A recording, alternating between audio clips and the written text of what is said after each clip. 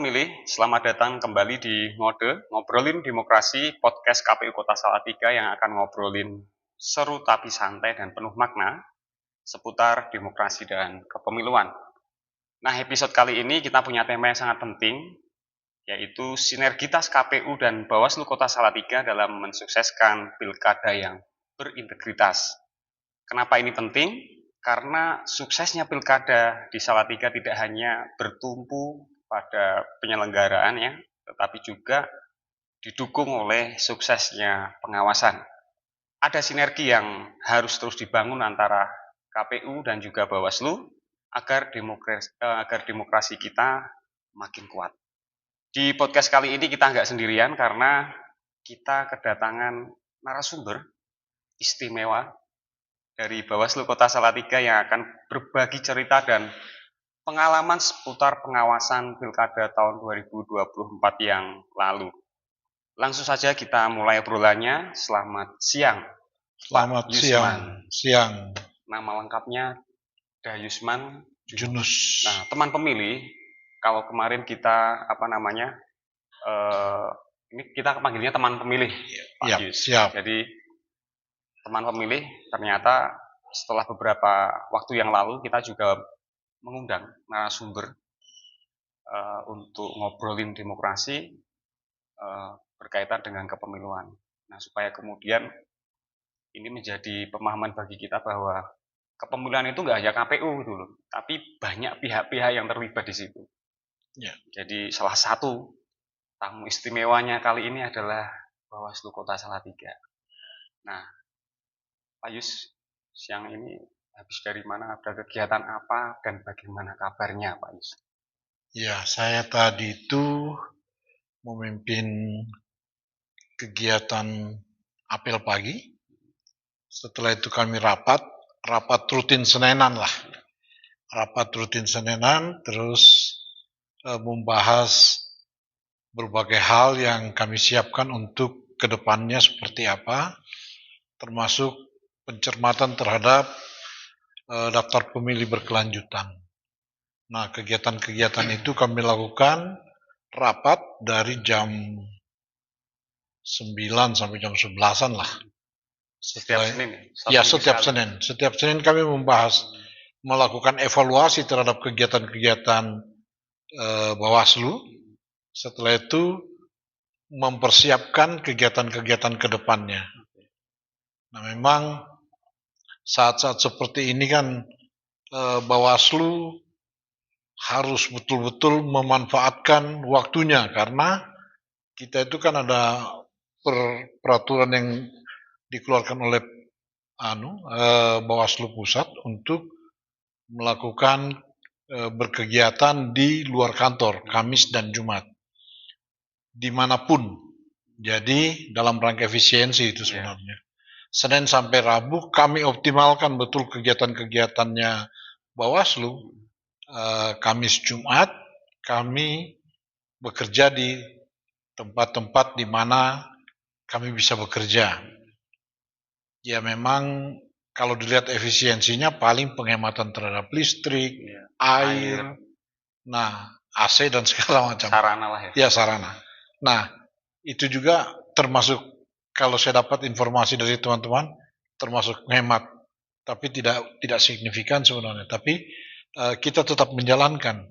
Senin sampai Rabu kami berkantor, terus Kamis Jumat itu ada yang piket, dua orang. Tapi biasanya komisionernya itu walaupun dipampangkan sebagai piket Kamis dan Jumat, saya biasanya tetap masuk. Fleksibel lah ya. Ya, fleksibel. Karena takut-takutnya kalau ada yang mendadak, ada kegiatan mendadak, kita bisa langsung melaksanakan kegiatan-kegiatan itu. Nah, itulah kegiatan yang sehari-hari kami lakukan dalam range waktu minggu yang lalu sampai ke depan. Siapa Yus? Mungkin karena ini adalah kita membincang lah, paling enggak juga refleksi terhadap pelaksanaan pilkada. Kemarin pilkada serentak tahun 2024, mungkin dari pengamatan Pak Yus dalam perhelatan pilkada serentak kemarin itu seperti apa dan bagaimana dari kacamata Bawaslu? Ya, terima kasih. Kalau dari sisi Bawaslu, kami sudah berusaha semaksimal mungkin melakukan pengawasan. Cuma memang pengawasan yang kami lakukan ini kan tidak bisa optimal ya. Artinya optimal itu karena ketersediaan orang-orang itu juga masih terbatas. Tetapi kami bersyukur punya partner kerja yang artinya penyelenggara yang bisa kita jawil juga. Artinya ketika kami menghadapi persoalan, kita langsung memberikan semacam apa ya, pemberitahuan kepada Bawaslu supaya kepada KPU supaya KPU melakukan hal-hal yang seperti yang kita harapkan. Nah, proses komunikasi yang kita lakukan ini terjaga sejak awal, sejak kita dilantik di awal, terjaga sampai dengan sekarang. Itu juga yang mempermudah kerja-kerja kita ketika melakukan pengawasan di mana berbagai hal itu kita melakukan pengawasan. Kalau dari sisi penyelenggaraan tidak ada persoalan. Cuma dari sisi yang misalkan kampanye kemarin, kita ada dapat persoalan terkait dengan lurah itu ya. Oh iya. Lurah yang ikut kampanye ternyata oleh ahli tidak dijadikan pidana karena tidak ada bukti konkret, sehingga kita mengajukan itu ke Bawaslu Provinsi, surat kepada wali kota Bupati Semarang, dan akhirnya dikeluarkanlah sanksi kepada kepala desa ini. Tapi dari sisi penyelenggaraan secara keseluruhan itu karena komunikasi kita aja yang sangat baik. Ya, ini artinya KPU Bawaslu secara komunikasi selesai. Iya. Ya, contoh itu bisa kita lihat karena kita kan Mas Wahyu, Mas Jalal, dan ketua Pak Yesaya itu masih saya, Dewi itu kan teman semua. Jadi kita sudah membuka komunikasi sejak awal. Kurang satu, Mas Fendi. Mas Pendi ya, Mas Pendi juga kan sejak awal. Saya mengenal Mas Pendi itu ketika jadi PPS. Oh iya. Ya dengan saya kenal juga kan ketika menjadi PPK. Teman pemilih beliau ini 2 periode di KPU. Jadi ya ini kan luar biasa pemahaman. Artinya kerja-kerja teman-teman di KPU saya sudah tahu. Sehingga kami tinggal membersamai saja untuk melakukan kalau ada hal-hal yang sejatinya bertentangan dengan aturan-aturan main yang misalkan Perbawaslu atau PKPU, ya itu kita langsung tegur aja. Kan pola komunikasi kita sudah terbina sejak dulu sehingga tidak ada persoalan. Makanya di setiap ini Pak Yus, kalau misalkan ada rakor dengan KPU provinsi, misalkan entah langsung atau lewat online ya, Zoom gitu, gimana koordinasi, misalkan pas tahapan apa gitu, kita udah koordinasi dengan Bawaslu, udah selesai. Artinya kan memang ya poinnya udah dapat semua gitu loh. Iya. Nah, Pak Yus, pertanyaan selanjutnya, dinamika apa yang paling menonjol dalam pengawasan ya di pilkada tahun 2024 kemarin? Yang paling menonjol? Yang menonjol mungkin banyak. Iya, kalau dinamika yang menonjol sebenarnya kampanye di luar jadwal ya. Oh gitu. Nah, itu dinamika yang sangat kita mengalami kesulitan karena keterbatasan personal. Keterbatasannya itu di tiap-tiap kelurahan itu cuma ada satu PKD. Sementara di setiap desa. Sementara kita kan harus melakukan pengawasan. Itu bisa jadi kesulitan karena kalau mereka berkampanye di luar jadwal, Itu sudah kesulitan awal lagi bagi kita untuk menindaklanjuti. Jangan-jangan mereka melakukan kampanye misalkan ada politik uang di dalam situ. Tapi saya ingin ngomong bahwa kami bersyukur punya punya ad hoc yang memang mereka bisa memasang mata telinga untuk mengendus di mana kira-kira ini ada kejadian-kejadian. Baik dari teman-teman Iya. Pascham ataupun PKD. PKD itu yang Jadi mereka totalitas di lapangan. Makanya kasus yang Pak Lurah itu, ya, mereka sudah langsung dapat.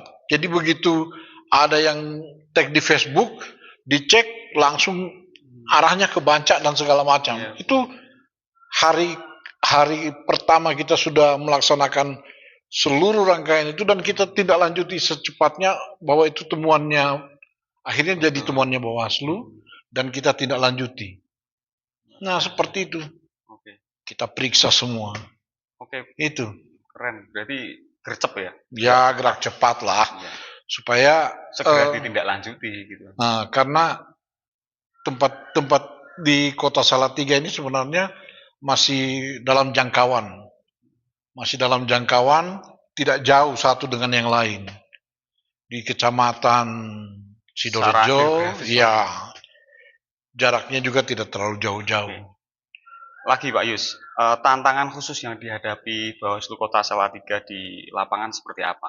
Kalau tadi kan ya itu udah ada tuh, mungkin teman-teman bisa diceritain, entah itu teman-teman Bawaslu sendiri, Panwascam atau PKD yang bersinggungan langsung dengan di lapangan. Ya, tantangannya ya mereka paling tidak harus mendapatkan bekal ya, punya bekal untuk membekali diri dalam rangka menangani persoalan-persoalan di lapangan.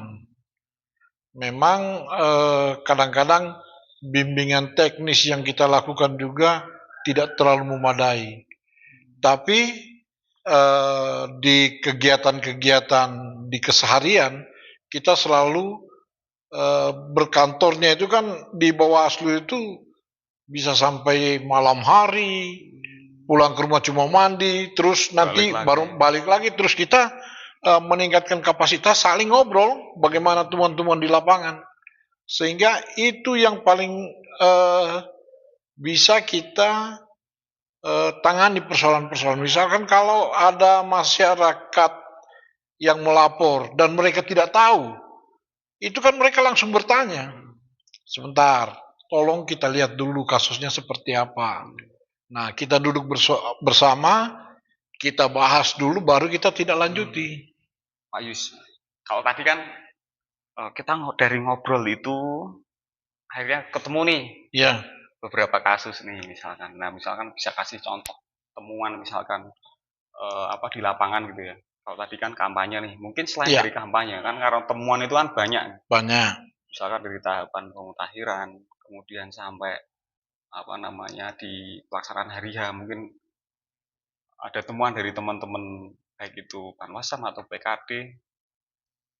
Mungkin bisa dicontohkan lah.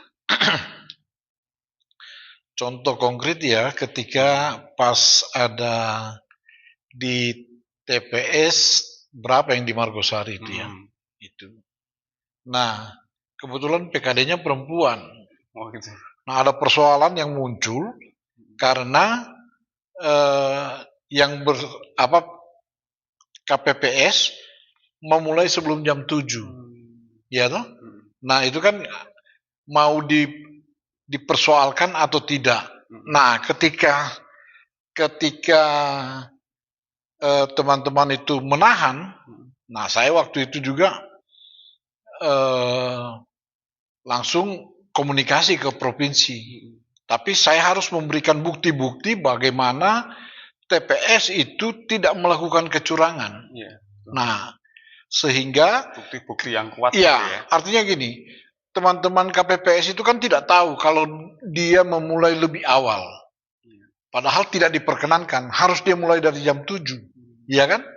Nah, ketika dia mulai dari awal dan tidak ada proses pelanggaran yang dilalui, ya sudah. Nah, cuma memang prosesnya agak panjang. Kami komunikasi ke provinsi, provinsi meng-ACC itu, nah barulah kami mengkonfirmasi kepada kepada KPPS setempat, bilang lanjutkan aja, enggak apa-apa. Akhirnya bisa lanjut, tapi itu kan prosesnya panjang. Yang PKD dari kecamatan Sidorejo, Kelurahan Salatiga itu sudah, wah, kayak mimpi apa kemarin ini. Nah, itu persoalan yang muncul. Tapi ya akhirnya teratasi dan tidak dilakukan pemungutan suara ulang. Padahal di beberapa tempat itu bisa dilakukan pemungutan suara ulang. Tapi kan kita mengatakan, kita memberikan bukti bahwa tidak ada keinginan dari KPPS untuk melakukan kecurangan. Ketika ada kecurangan baru. Nah, saya juga ditelepon berbagai pihak itu. Ini gimana nih supaya segera, karena di sini Pak PJ Wali Kota, Pak Syariah. Iya, itu kan. Pak PJ Wali Kota akan melakukan pemungutan. Dia bilang, maaf Bu, sebentar, sabar, kami komunikasi dulu, nanti kalau sudah selesai baru. Nah, setelah itu mereka bilang enggak apa-apa. Waktu itu Pak Husen ya, divisi penyelesaian sengketa dan penanganan pelanggaran dan penyelesaian sengketa Bawaslu provinsi. Lanjut aja Mas, karena tidak ada karena memang saya mengenal Mas Husen itu kan sejak kami di divisi yang sama dia di Blora, saya di Salatiga. Divisi sama di KPU. Jadi kami sering berkomunikasi lah. Dengan adanya itu kita bisa menindaklanjuti. Jadi kita tidak terlepas dari keberadaan dari Bawaslu provinsi juga, bahwa Bawaslu provinsi juga harus ikut terlibat. Kalau kita yang langsung memutuskan, nanti ada kesalahan, ya repot. Ya, seperti itu. Pak Yus, seperti yang tadi sudah disampaikan, ini ada contohnya tentang masalah. Ternyata sudah clear dan kemudian semua berjalan sebagaimana mestinya. Ya. Kemudian mungkin bisa disampaikan ke teman pemilih, Pak Yusman, kaitan dengan bahwa suksesnya pilkada di Salatiga itu tidak terlepas dari ini poin dari tema kita, sinergitas antara KPU dan Bawaslu. Iya. Jadi apakah bisa diceritakan ke teman pemilih apa bentuk sinergitas yang sudah terjalin antara Bawaslu dan KPU Kota Salatiga dalam pilkada serentak tahun 2024? Ya. Teman pemilih, memang ketika kita melihat sinergitas yang ada di penyelenggara pemilu, kita perlu melihat siapa-siapa yang terlibat di dalamnya. Siapa-siapa yang terlibat, dan pasti juga akan terlihat orang-orang itu sudah saling mengenal satu dengan yang lain. Sehingga pola komunikasi satu dengan yang lain itu sudah terbina. Tidak ada lagi seperti dulu, sedikit-sedikit dipersoalkan. Jadi kalau dulu itu kan biasa disebut Tom and Jerry. Ya, Tom and Jerry.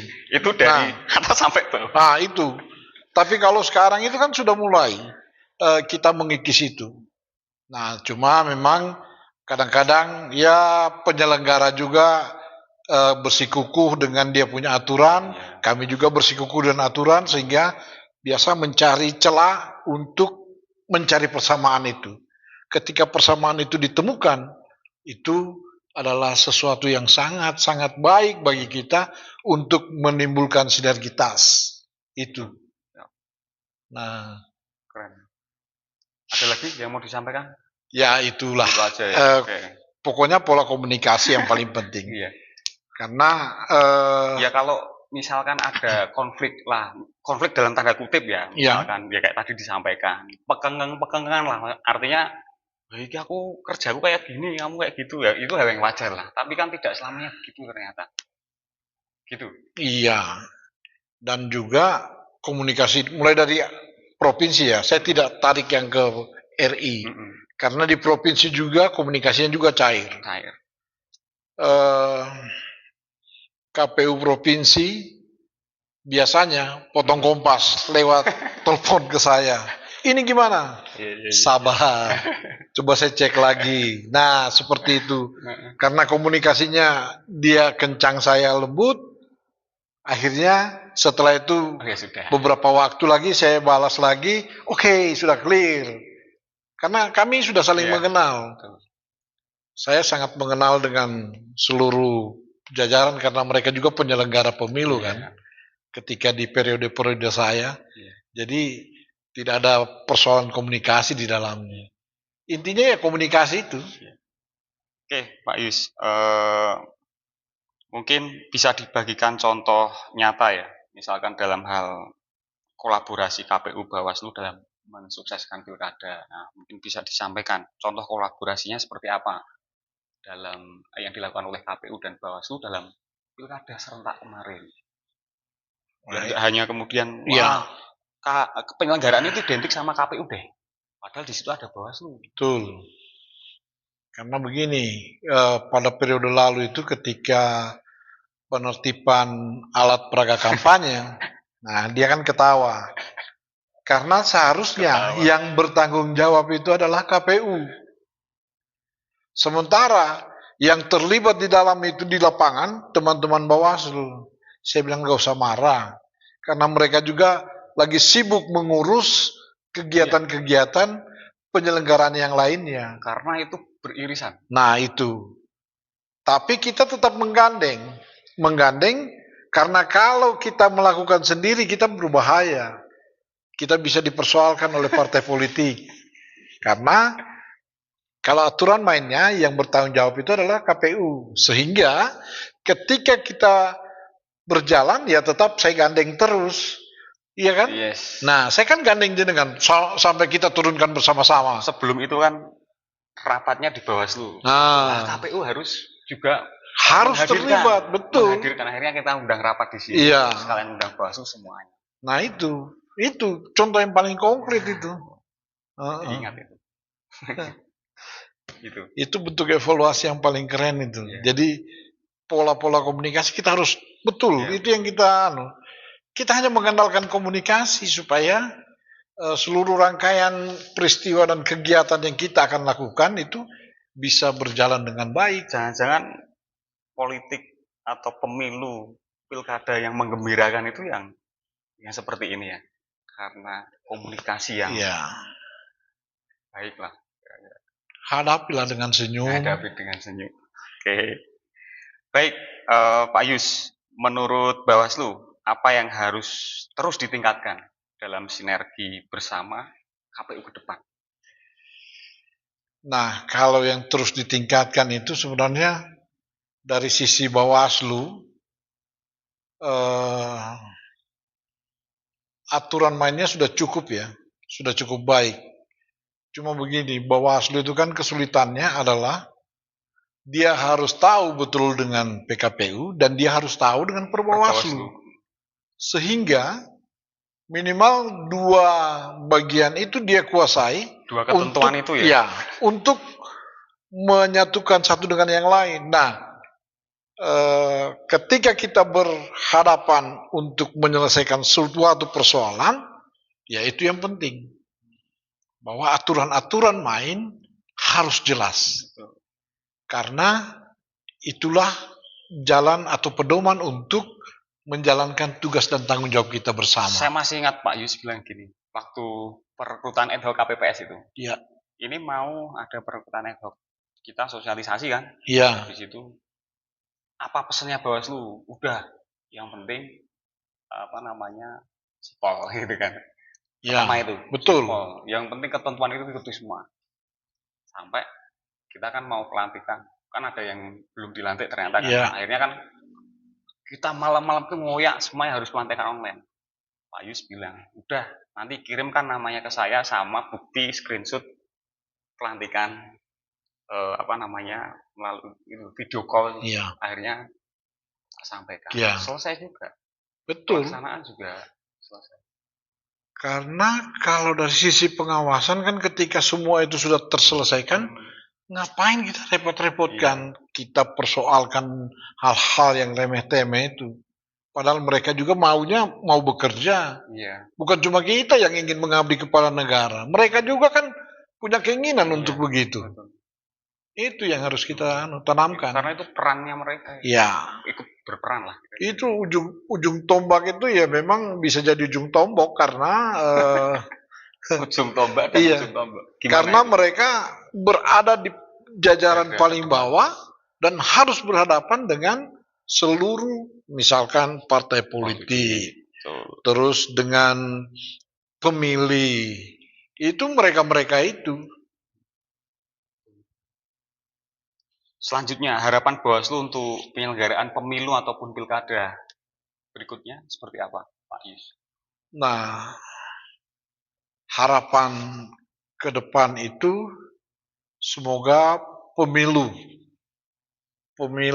yang ini kan ada usulan terkait dengan pemilu nasional dan pemilu daerah lokal. Proses-proses perekrutan penyelenggara itu sebaiknya disamakan semua supaya serentak. Kalau di KPU kan tidak, belum serentak ini ya, masih terbagi-bagi. Nah, dibuat serentak, dibuat permanen betul supaya proses transformasi pengetahuan itu bisa berjalan dengan baik. Nggak jomplang. Iya, nggak jomplang antara pusat, provinsi dan daerah, kabupaten kota bisa sejalan. Nah, itu yang penting. Meskipun harus mengulangi tapi nggak terlalu. Iya. Kalau seperti yang terjadi ini ya, ini Bawaslu sudah bagus, sudah urut. Cuma kami itu pernah mengusulkan supaya wilayah yang semacam kota Salatiga, kota Pekalongan, kota Tegal itu kan cuma 3 orang komisionernya untuk Bawaslu. Nah, tidak usahlah dihitung jumlah penduduknya, tapi disamakan semua 5 supaya antara Bawaslu, antara penyelenggara Bawaslu maupun KPU itu bisa saling sinergi, lebih enak sinerginya. Kalau seperti sekarang ini kan sinerginya ketua dengan ketua, tetapi kadang-kadang ketua membawahi prosesnya jenengan, misalkan kampanye dan segala macam. Mau diajak koordinasi ternyata baru detail, Pak. Itu yang susah, karena kita 3 orang itu agak susah. 3 orang ini kalau sudah diundang itu harus jelas. Biasanya dalam undangan, misalkan yang diundang ketua, itu kan biasa SDMO juga merangkap. Ya. Saya tuh kalau SDMO-nya tidak ikut. Kalau Pak Yus berarti merangkap ketua dan SDMO. Nah itu yang harus kita, kalau 5 itu kan enak. Terpisah-pisah satu dengan yang lain, jadi ketika ketua bisa konsentrasi dengan wilayah kerjanya. Ya, wilayah kerja yang tidak tidak gabung-gabung lah. Seperti itu. Kalau saat ini mungkin bisa disampaikan ke teman pemilih, sama juga dengan KPU. Kesibukan kegiatan apa kemudian dari Bawaslu saat-saat non tahapan lah. Ya. Teman pemilih, kalau Bawaslu saat ini kesibukannya adalah melakukan sosialisasi kepada sekolah-sekolahan. Sekolah-sekolah yang kami masuki bukan cuma SMA, tapi SMP.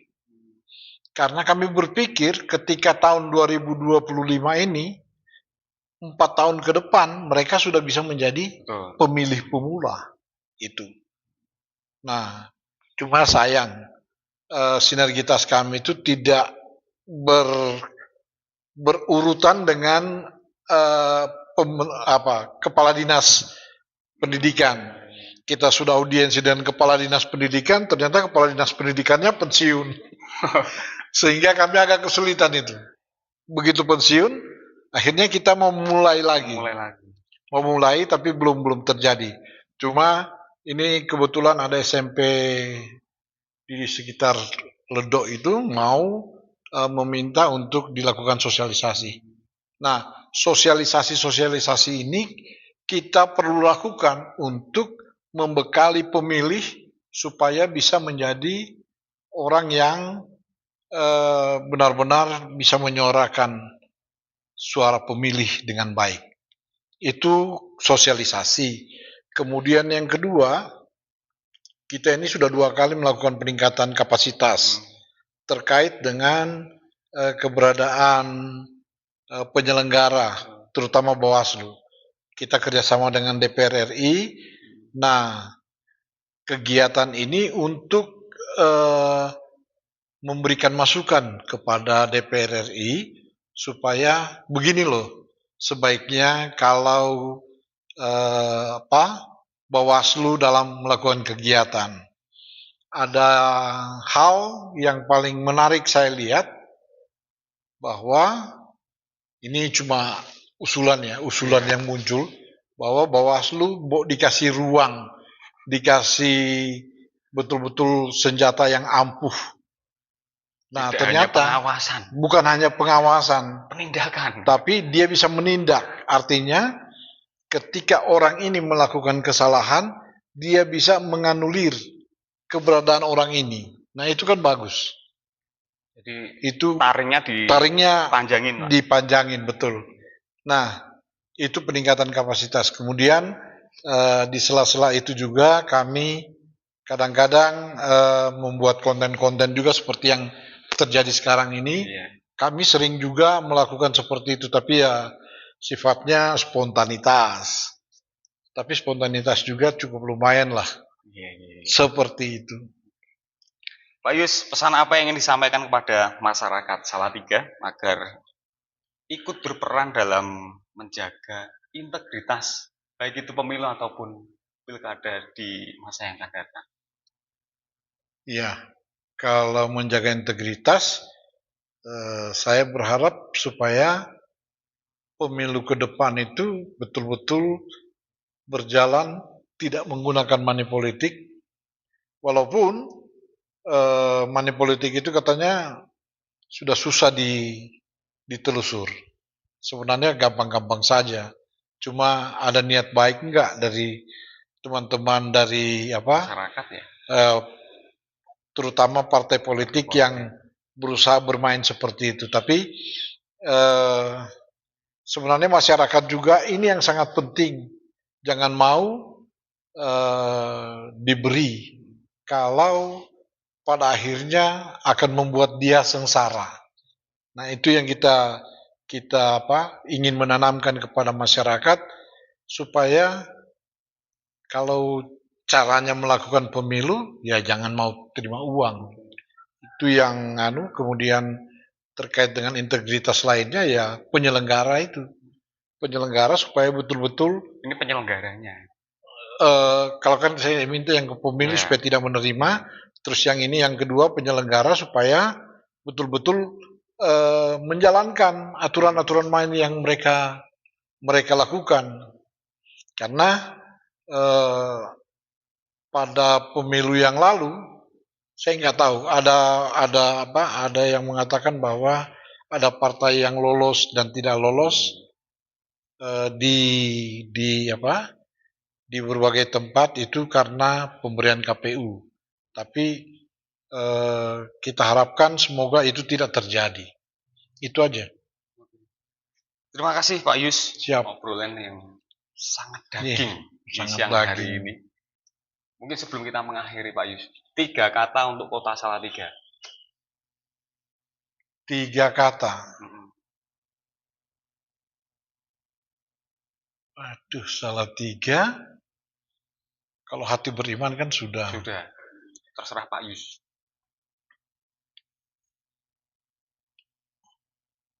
Menuju kedewasaan berpemilu. Wah, menuju kedewasaan berpemilu. Oke, terima kasih Pak Yus. Ini luar biasa. Kalimat terakhir ini cukup menggugah dan menohok ya. Memberikan penekanan isi dari perbincangan kita kali ini Pak Yus. Terima kasih atas kerauhan Pak Yus di ngobrolin demokrasi. Teman pemilih, Demikian obrolan kita di hari ini, di episode yang istimewa karena kita menghadirkan nih sosok yang ditunggu-tunggu. Karena selain KPU adalah Bawaslu yang apa namanya terlibat di dalam penyelenggaraan kepemiluan, baik itu pemilu maupun pilkada. Semoga obrolan kita menambah pemahaman, wawasan bagi kita, dan tentunya teman-teman pemilih semuanya jangan lupa untuk follow di media sosial KPU, baik itu Instagram, Facebook, TikTok, X KPU, dan juga YouTube KPU untuk mendapatkan informasi yang terupdate dari kami. Terima kasih atas perhatian teman pemilih semua. Salam demokrasi, salam KPU melayani.